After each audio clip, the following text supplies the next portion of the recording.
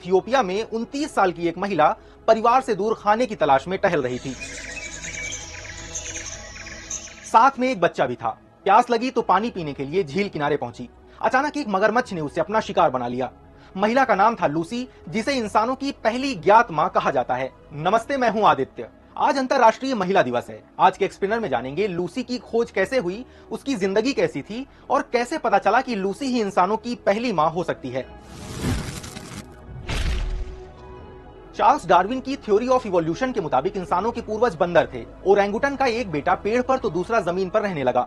जमीन पर रहने वाले बेटे ने खुद को जिंदा रखने के लिए खड़ा होना, दो पैरों पर चलना और दो हाथों का उपयोग करना सीखा। बंदर से इंसान बनने के क्रम में दो जरूरी चीजें हुई। इंसानों का दिमाग बंदर से बड़ा हो गया और इंसान चार पैर की बजाय दो पैरों पर चलने लगा।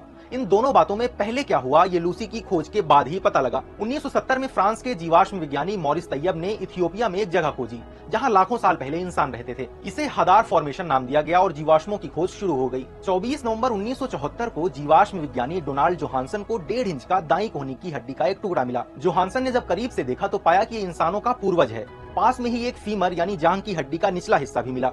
दोनों हड्डियां 32 लाख साल पुराने एक ही इंसान की थीं।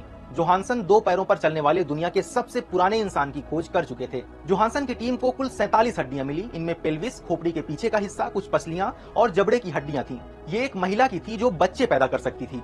इसका लूसी नाम पड़ने का भी किस्सा दिलचस्प है। उस रात कैंप में जश्न मनाया गया। शराब और नाच गाने के बीच टेप रिकॉर्डर पर जोर जोर से बीटल्स बैंड का गाना बजा।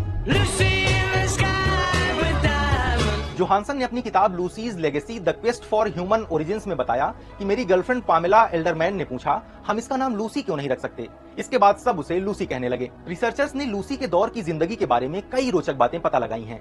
जैसे पेल्विक एरिया छोटा होने के कारण बच्चे को जन्म देना आसान नहीं था, इसलिए तब बच्चा पैदा करने में दाई मदद करती होगी। वैज्ञानिकों के मुताबिक उस समय पुरुष मोनोगैमस यानी एक ही स्त्री से प्रजनन करते थे। लूसी के दौर के इंसान एक दूसरे की काफी परवाह और मदद करते थे। लेकिन ये कैसे पता चला कि लूसी ही इंसानों की पहली मां है। लूसी की खोज के बाद 1979 में डोनाल्ड जोहानसन ने दावा किया, बंदर से मनुष्य बनने की प्रोसेस 1.5 करोड़ साल पहले रामापिथिकस के समय नहीं, बल्कि बाद में लूसी की प्रजाति के समय 60 से 80 लाख साल पहले हुई, जिसे ऑस्ट्रेलोपिथेकस अफारेंसिस कहते हैं। लूसी इंसानों के इवोल्यूशन के क्रम में एक नई प्रजाति है, यानी लूसी को इंसानों का पहला पूर्वज मान लिया गया है। यही मान्यता आज भी है। पिछले 5 दशकों में अफ्रीका में लूसी से भी पुरानी इंसानी हड्डियां मिली हैं।